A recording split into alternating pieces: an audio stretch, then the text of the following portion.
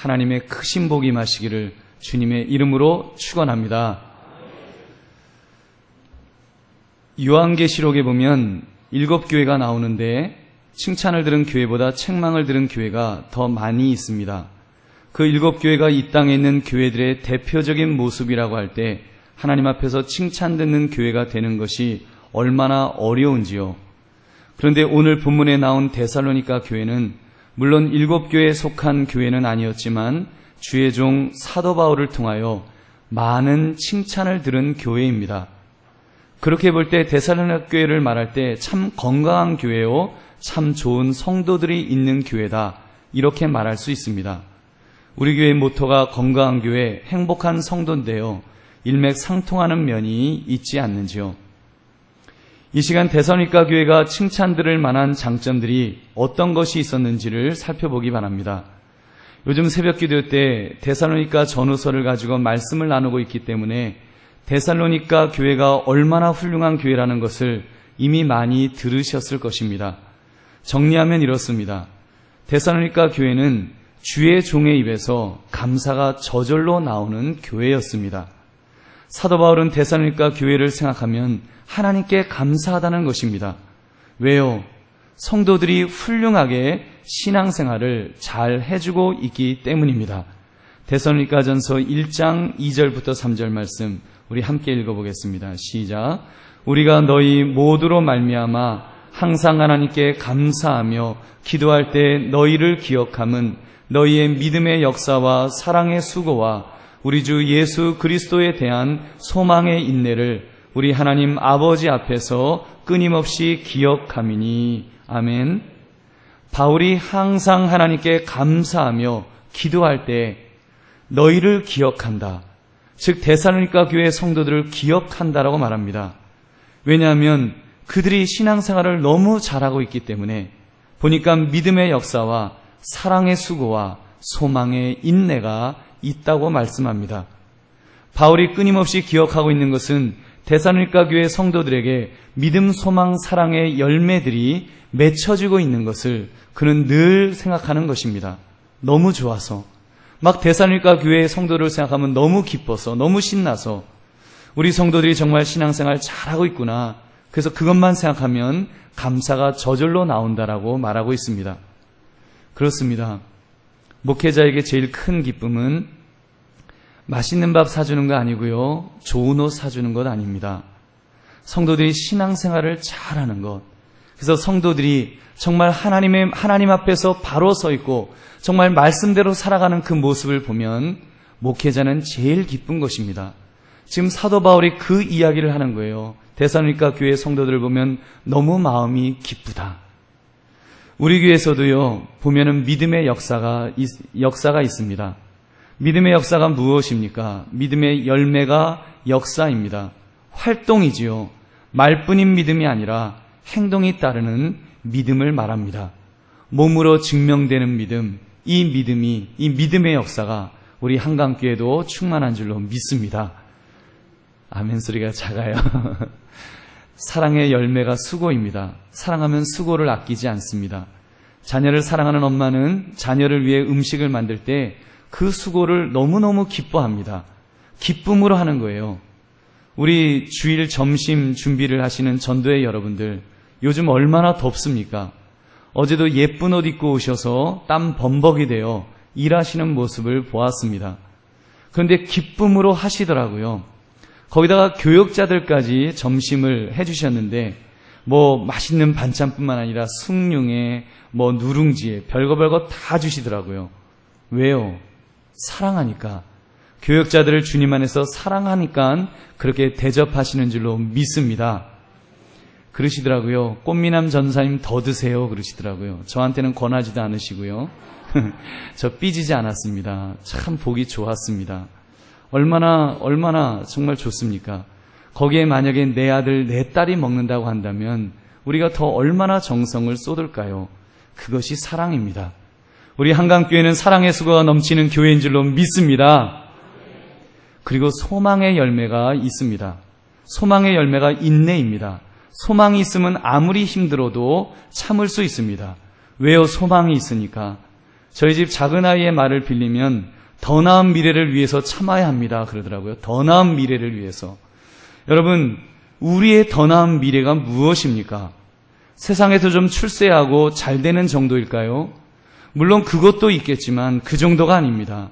우리는 천국에 대한 소망, 하나님 아버지와 천국에서 영원히 왕노릇하며 함께 살 그 나라를 기대하는 사람들입니다.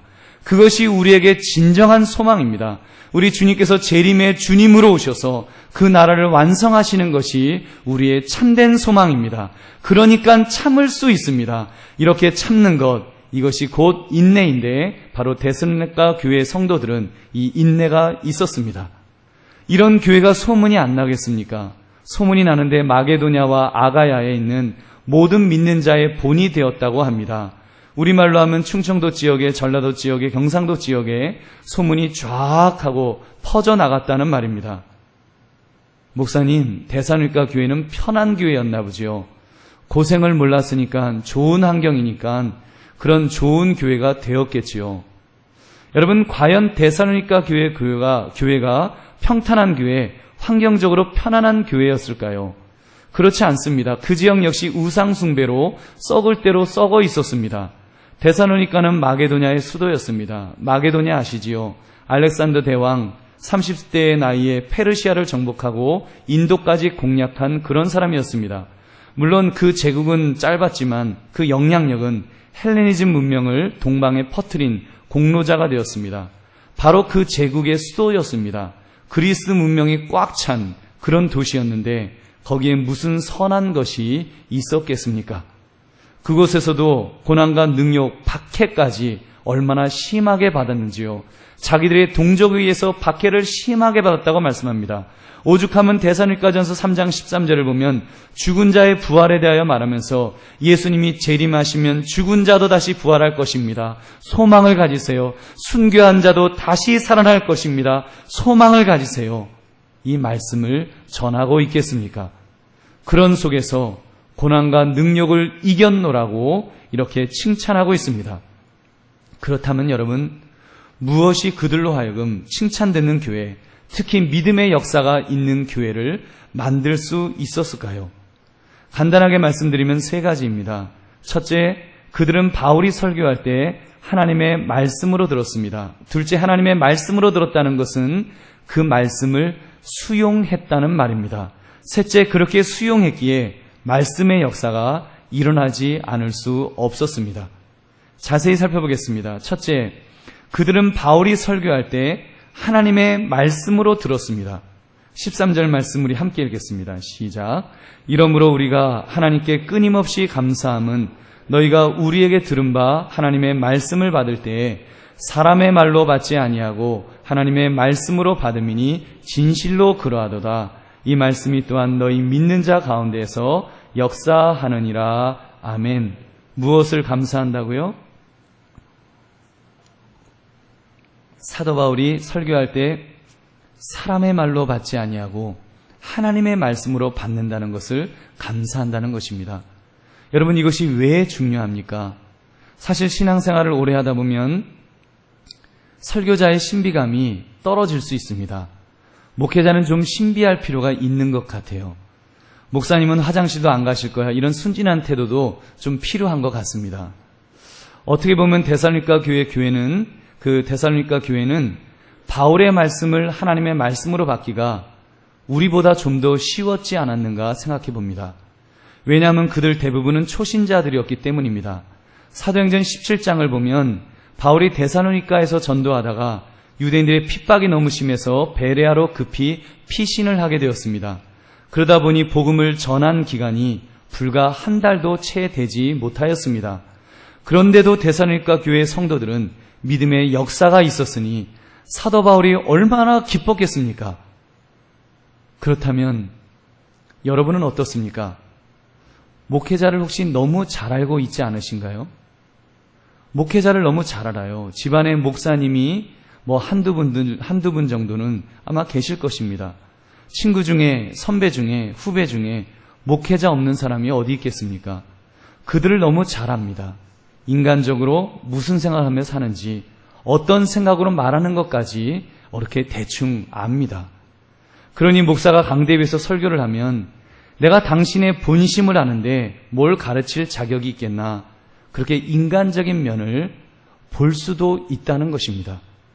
사랑하는 성도들이요, 특히 신앙생활을 오래 하신 선배들이요, 여러분들도 목회자를 개인적으로 너무 잘 아는 것, 그것이 좋은 것만은 아니라는 것을 기억하십시오. 안타깝게도 주의 종들이 좋은 면을 보여드려서 가까이 하면 할수록 존경스럽다, 이렇게 되어야 하는데 그 반대로 보여지는 것 같아서 대단히 죄송합니다. 그러므로 스스로 경계하십시오. 여러분 스스로가 여러분의 마음을 지키셔야 합니다. 예배 때 선포되는 말씀이 아무개 목사의 말로 들리지 않도록 여러분 스스로 여러분의 마음가짐을 돌아보셔야 합니다. 이것은 여러분을 위하여 드리는 말씀입니다.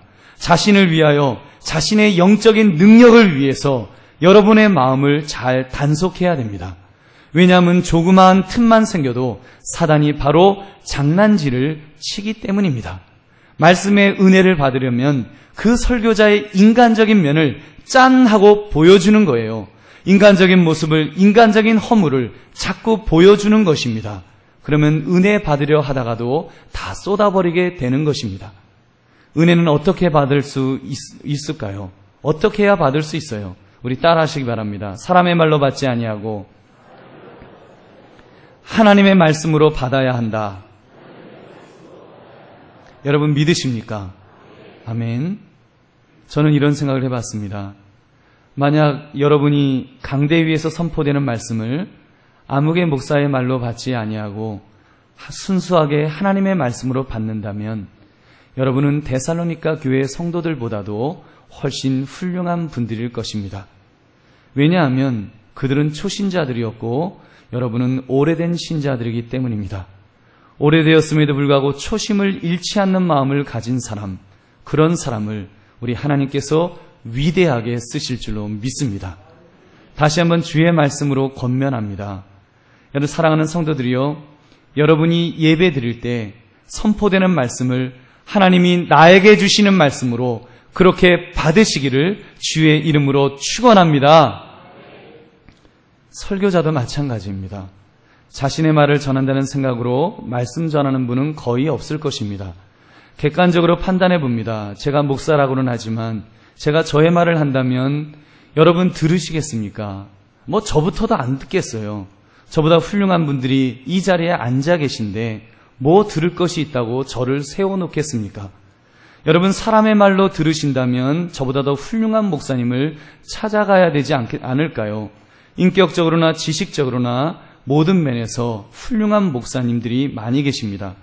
그러다 보면 극단적으로는 제일 훌륭한 목사님, 그분 한 분에게만 모두가 몰려가야 되지 않겠습니까?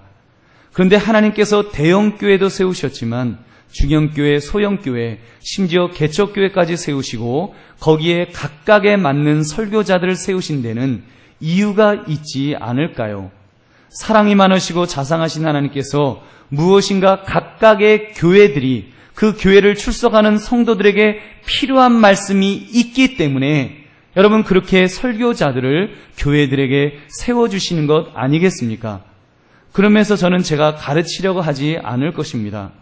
이 시간은 가르치는 시간이 아니라 선포하는 시간이기 때문입니다. 여러분 기록되어진 이 성경 말씀을 통해 하나님께서 우리에게 주시는 말씀을 함께 듣는 시간입니다. 다만 저의 입술을 사용하는 것뿐입니다. 저는 그 말씀만을 전해야 하는 것이고요. 그렇기 때문에 저는 제 생각을 말하려 하지 않습니다. 그 Bible says, 성경이 말씀합니다. 하나님의 말씀이 이러합니다. 저는 그것을 전하려고 애를 씁니다. 그렇게 볼 때 여러분 설교자는 일종의 스피커와 같은 것입니다. 그래서 천주교의 경우는 아예 기계적으로 교황청에서 말씀이 내려옵니다. 그러면 부산에 있는 성당이나 광주에 있는 성당이나 서울에 있는 성당이나 다 같은 말씀을 듣는다는 거예요. 신부님들은 주일이 참 그런 면에서 쉽겠지요. 아무튼 그것은 좀 너무 기계적이고 너무 획일적이지 않은가요? 우리 개신교는 그보다는 훨씬 역동적입니다. 여러분 아무튼 스피커기 때문에 전달자의 사명이 커요. 큽니다. 저는 제가 설교자로서 사명이 크다는 것을 압니다. 저는 그래서 말씀을 잘 전하려고 애를 씁니다. 내용도 성경 말씀에서 벗어나지 않으려고, 제 생각을 집어넣지 않으려고 두렵고 떨리는 마음으로 기도하며 말씀을 준비합니다. 기술적으로도요, 목소리를 잘 관리하려 하고 발음 공부도 하고요, 가급적 좋은 음향 시스템을 가지기를 바라는 것입니다. 제가 요즘은 매주 화요일 저녁 때에 스피치 클리닉을 받습니다. 왜 받는지 아십니까? 제가 하나님의 말씀을 이렇게 대언하는데 조금이라도 제가 전달을 잘못해서 우리 성도님들이 제대로 듣지 못하는 분이 계실까봐 훈련을 받는 것입니다. 신학은 오랫동안 공부했어요. 신학은 10년이 뭐예요? 거의 10년 넘게 그렇게 공부를 했는데 거의 한 15년 이상 공부했죠. 근데 막상 전달하는 그런 방법은 제대로 훈련받지 못했습니다. 앞으로도 저는 더 훈련받을 것입니다. 은퇴하는 그날까지 저는 끊임없이 더 좋은 설교자가 되기 위하여, 더 좋은 말씀의 전달자가 되기 위해서 노력할 것입니다. 여러분, 이렇게 설교자는 말씀을 대언하는 사람입니다.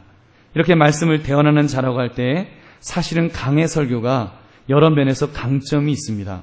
강해 설교를 하면 무슨 말씀을 전해야 되나, 일단 설교자 입장에서 고민할 것이 없어요. 그냥 말씀을 따라서 전하기만 하면 됩니다. 그러잖아요. 소위 까는 설교, 저 목사님 오늘 나 들으라고 이 말씀을 하시는구나, 이런 오해를 받을 필요가 없거든요. 전에 제가 음란에 대한 설교를 했더니 목사님 누가 바람 폈어요? 저한테 대번에 그렇게 물으시더라고요. 제가 어떻게 합니까? 저 몰라요. 모릅니다. 하나님께서 혹시 우리 중에 비밀스럽게 음란을 저질러서 그 말씀을 전하라고 하신지는 모르겠습니다만 설교자는 모르는 거예요. 그냥 하나님이 그 주의 말씀에 감동을 주셔서 그 말씀을 전하는 것 뿐입니다. 여러분 믿으시기 바랍니다. 강해 설교는요, 그래서 오늘은 1장, 내일은 2장, 그 성경 속에서 하나님이 무슨 말씀을 하시기를 원하시는지 하나님의 말씀을 찾아가 준비하면 됩니다. 지금 새벽 기도에도 그렇습니다. 그러니 설교자 입장에서는 좀 더 객관적으로 전할 수 있다고 하는 그런 좀 마음이 있습니다. 근데 아무튼 이렇게 강해 설교가 아니라 이렇게 제목 설교를 할 때는 굉장히 조심스럽습니다. 두렵고 떨리는 마음으로 하나님 나의 생각이 들어가지 않도록, 그리고 영적으로 민감해져서 성령님의 음성을 들으려고 더 애를 쓰게 됩니다. 어떤 때는 제 아내가 묻습니다. 성령님 찾아오셨어요? 성령님 찾아오셨어요? 성령님이 안 오시는 거예요. 말씀을 안 주시는 거예요. 그러면 답답해가지고 목양실안을 뱅뱅 돌면서 주여 제게 말씀을 주세요. 이번 주에 무슨 말씀 전해야 돼요? 하면서 뱅뱅 돕니다. 그러다 보면 말씀을 주시면 이렇게 칠판에다가 적기도 하고 이러면서 메모를 합니다. 그리고 제 침대 옆에는 늘 메모지가 있습니다. 자다가도 무엇인가 말씀을 주시면 제 아내에게는 미안하지만 불을 켜고 그 주신 말씀을 적어 놓습니다. 그리고 또 잡니다. 또 기도할 때도 마찬가지예요. 저는 기도할 때 이렇게 볼펜을 가지고 기도합니다. 왜냐하면 기도하는 중에 주께서 말씀을 주시면 그 말씀을 이렇게 기록해 놓기 위해서 그렇게 하는 것입니다. 여러분, 그렇게 해서 한 편의 설교가 준비가 됩니다. 사람의 생각이 아니라 하나님의 말씀만을 전하려고 준비하는 것입니다. 여러분, 왜 이것을 이렇게 장황하게 강조하는지 아십니까? 하나님의 말씀으로 들어야 내게 주시는 말씀으로 수용할 수 있기 때문입니다. 그래야 내가 받아들일 수가 있어요. 하나님의 말씀을 나의 것으로 받아야 됩니다. 여러분, 지금 이 순간 내게 필요하시니까 이 말씀을 주시는구나. 오늘도 마찬가지입니다. 이 설교 말씀에 대한 말씀을 드리면 나에게 필요한 말씀인가 보다, 이렇게 받아야지 여러분 은혜가 되는 것입니다. 이런 마음의 자세가 중요합니다. 그런 마음이 아니라 사람의 말로 듣기 시작하면 말씀을 스스로 편집하려고 합니다. 이것은 좋은 말씀, 저것은 나쁜 말씀, 이것은 별 볼 일 없는 말씀, 자르는 거예요. 우스개 얘기입니다만 어느 교회에서 목사님이 설교하시는데 하나님의 말씀대로 사십시오, 자녀가 잘 됩니다. 아멘 했습니다. 하나님 말씀대로 사십시오, 물질의 복을 받습니다. 아멘 했습니다. 하나님의 말씀대로 살리면 헌금부터 잘해야 됩니다. 에이, 목사님 설교 잘하다가 설교 망쳤네. 그리고 돌아섰다는 것 아닙니까? 여러분, 우리 교회 이야기는 아니고 아마 강 건너 이야기겠지요. 이런 자세로 말씀을 듣는다면 말씀의 능력을 전혀 기대할 수가 없습니다. 예수님께서 씨 뿌리는 비유를 하셨잖아요. 길가에 뿌려진 씨앗, 돌짝밭에 뿌려진 씨앗, 가시덩굴에 뿌려진 씨앗, 그리고 옥토에 뿌려진 씨앗. 옥토를 다르게 표현하면 하나님의 말씀을 잘 수용하는 마음이라고 말할 수 있습니다. 잘 수용하는 것입니다. 하나님의 말씀이 내 심령 속에 뿌리를 내리도록 자라서 열매를 맺을 수 있도록 그 말씀을 잘 받는 것입니다. 거절하지 않는 거예요. 톡톡하고 내뱉지 않는 것입니다. 가시나무 같은 것이 누르게 하지 않습니다. 복잡하게 생각하고 인간적으로 판단하고 갈등하고 고민하고 잣대로 재지 않습니다. 하나님이 말씀하시면, 성령이 감동하시면 아멘, 아멘 하고 받는 것입니다. 그 말씀을 나의 것으로, 내게 주시는 말씀으로 받아들이는 것입니다. 그럴 때 말씀의 능력이 나타나는 줄 믿으시기 바랍니다. 아브라함을 보십시오. 하나님께서 아들 이삭을 바치라 하셨을 때 순종했습니다. 하나님의 말씀이니까 순종한 것입니다. 하나님의 말씀으로 믿으니까 내 아들을 제물로 바쳐라 하셔도 내 하나님께서 내 아들을 바치라 하셔서 바치면 하나님은 나의 아들을 살려주실 것이다. 그 믿음이 있었습니다. 왜요? 하나님의 말씀이니까. 하나님의 말씀으로 들었기 때문에 그는 순종할 수 있었습니다. 만약 아브라함이 그 음성을 들었을 때 이럴 리가 없어. 내가 뭔가 잘못 들은 거야. 하나님이 내 아들 죽이라고 하실 리가 없어. 이거 내가 뭐 잘못 들었어. 이거 분명히 잘못 들은 거야. 그러면서 그 말씀을 듣지 않았다면, 순종하지 않았다면 그 놀라운 축복을 받을 수 있었겠습니까? 하나님의 말씀으로 듣고 수용할 때 능력이 나타나는 줄 믿으시기 바랍니다. 신학자들은요, 설교 정도가 아니라 아예 이 기록되어진 이 성경 말씀, 이것조차도 의심합니다. 신학자들도요, 크게 두 부류로 나눌 수 있어요. 보수주의 신학자들과 자유주의 신학자들로 나뉘어질 수 있습니다. 성경을 바라보고 성경을 연구하면서 두 가지 태도로 보는 거예요. 보수주의 신학자들은 성경 말씀을 1.1획도 오류가 없는 하나님의 말씀으로 믿습니다. 그래서 이 성경이 하나님의 말씀이라는 것을 확인하기 위해서 성경을 연구합니다. 그렇기 때문에 연구하면 연구할수록 믿음이 자라납니다. 그런데 자유주의 신학자들은 그 입장이 다릅니다. 어떻게 성경이 모두 하나님의 말씀이냐는 것입니다. 성경을 자세히 보면 저자도 많고 쓴 연대도 다르고 문체를 보아도 다양한 것이 편집된 것으로 보인다는 거예요. 그러다 보니 거기에는 하나님의 말씀도 있지만 사람의 말도 끼어 있을 것이다. 이것이 전제입니다. 그래서 가위를 가지고 사람의 말을 자르기 시작했습니다. 요것도 사람의 말, 요것도 편집된 말, 요것저것 다 자르다 보니까 어떻게 되었을까요? 남은 것이 없는 거예요. 기독교가 생명력을, 영혼을 살리는, 사람을 살리는 말씀의 능력을 잃어버렸습니다. 그래서 오늘날 자유주의 신학을 공부한 목사님들이 신학교를 졸업하고 나서 다시 은혜를 받습니다. 신학교 때는 완전히 신앙이 밑바닥까지 떨어졌는데 하나님의 말씀, 성경 말씀을 하나님의 말씀으로 안 믿었는데, 예수님이 동정녀에서 탄생하신 거 안 믿었는데 막상 교회 부임에 와서 보니까 아니거든요. 성도님들의 그 순수한 눈빛을 보니까, 성도님들의 그 보수적인 믿음을 보니까 오히려 목회자가 도전을 받는 거예요. 그리고 목회자가 은혜를 받는 것입니다. 목회자가 다시 성령을 받습니다. 그리고는 보수적으로 돌아옵니다. 성경은 하나님의 말씀입니다. 그리고 돌아오는 거예요. 그런 목사님들이 능력을 받아서 목회를 잘하는 줄 믿으시기 바랍니다. 여러분, 자유주의 신학하신 목사님들도 그럽니다. 심지어 우리 보수주의 교단의 신학 노선이 칼빈주의입니다. 어떤 목사님은 그래요. 나는 칼빈주의다. 여러분, 자유주의 신학의 대표적인 교단의 목사님의 말씀입니다. 나는 칼빈주의자다. 그 정도로 여러분, 이 말씀을 하나님의 말씀으로 받는 것이 얼마나 중요한지요. 사랑하는 성도들이요, 지금 너무나도 중요한 말씀을 드립니다. 예배 때 선포되는 말씀을 하나님의 말씀으로 듣는 사람과 사람의 말로 듣는 사람이 같겠습니까? 여러분 하나님의 말씀으로 들었으면 그것을 수용하겠죠. 여러분 낙심하지 말라, 무거운 짐을 지라, 내려놓아라, 기뻐해라, 기도해라, 이런 말씀들이 들려올 때마다 그것을 나에게 주시는 말씀, 오늘 내게 주시는 말씀으로 하면요, 그것이 얼마나 큰 능력이 되고 위로가 되고 힘이 되는지요. 여러분 생각해 보십시오. 지금 경제적으로 만약에 어려움에 처해 있다고 해보세요. 지금 카드 빚이 있습니다. 이 빚을 갚아야 되는데 어떻게 갚아요? 근데 그 모 그룹의 회장님을 만난 거예요. 그 회장님이 이야기를 합니다. 전화로 이야기를 하는 거예요. 아무개 씨, 걱정하지 마세요. 염려하지 마세요. 카드빚 염려하지 마십시오. 그렇게 말하면 여러분 염려가 싹 사라지지 않을까요? 그 다음에는 기다리지 않을까요? 기다리면서 이제 회장님이 돈을 보내주시겠구나, 기다릴 것 아닙니까? 여러분 그것만으로도, 그 전화 한 통 받은 것만으로도 여러분 얼마나 큰 힘이 되겠습니까?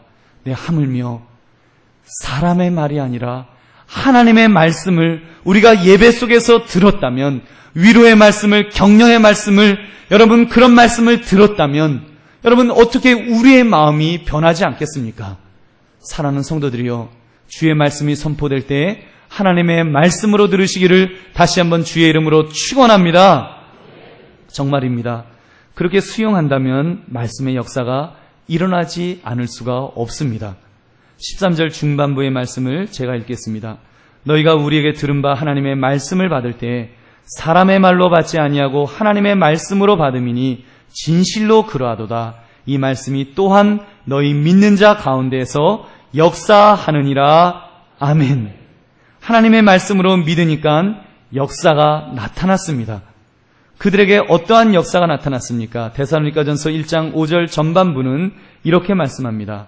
이는 우리 복음이 너희에게 말로만 이른 것이 아니라 또한 능력과 성령과 큰 확신으로 된 것임이라. 아멘.